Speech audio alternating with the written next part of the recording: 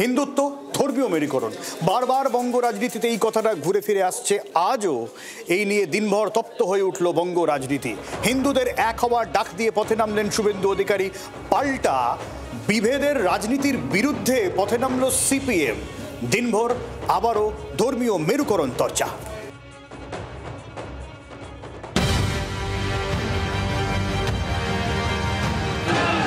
হিন্দু ঐক্যবদ্ধ হোক, মুঘল পাঠানদেরকে তাদের বীজ আজকে বপিত হলো।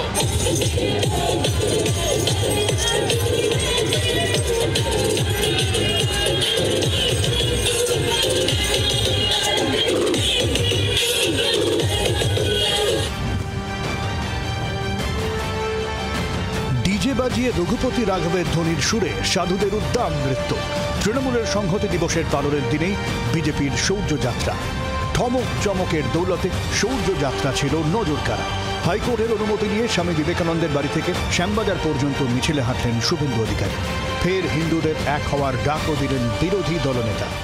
আজকের দিনে শারদ কোটারি, রাম কোটারি আত্মবলিদান দিয়েছিলেন অযোধ্যার ফৈজাবাদী। হিন্দুদের 500 বছরের স্বপ্ন পূরণ হয়েছে। তাকে মর্যাদা দিয়েই আজকে এখানে আমরা এটা সংগঠিত করেছি। সিংহ বাহিনী তারা অনুমোদন নিয়েছেন। কর সেবকদের স্মরণ করছি। হিন্দু ঐক্যবদ্ধ হোক। এই বাংলায় সবাই গণতন্ত্রের যে আস্বাদন, সেই আস্বাদনটা নিতে পারেন। আমরা যদি অন্য জায়গায় গিয়ে কোথাও মিটিং মিছিল করতে চাই, আমরা বাধা পাই। একদম এয়ারপোর্ট থেকে কিংবা স্টেশন থেকে বাধা, রেলওয়ে স্টেশন থেকে। হিন্দুত্ব অস্ত্রে শান দিয়ে দিন ফের রাজ্য সরকারের বিরুদ্ধে ফের পুজোয় বাধা দেওয়ার অভিযোগ তুললেন বিরোধী দলনেতা। আমাদের দুর্গা পূজায় পারমিশন দেওয়া হয় না। আমাদের কালী ঠাকুরকে প্রিজন ভ্যানে তোলা হয়।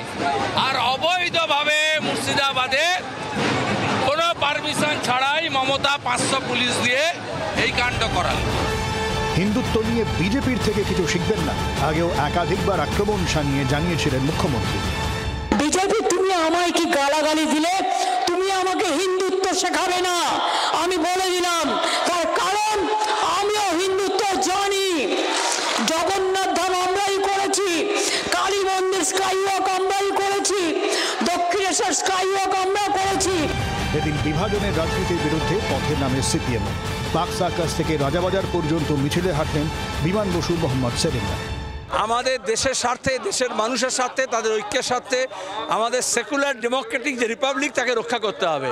আজকে গণতান্ত্রিক ধর্মনিরপেক্ষ যে ব্যবস্থা, তাকে ভেঙে দেওয়া হচ্ছে।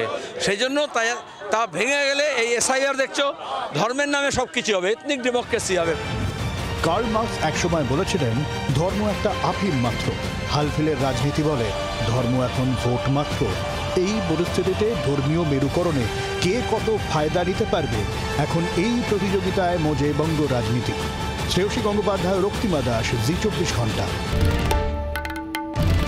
বাংলার আওয়াজ, বাঙালির আবেগ, জি 24 ঘন্টা।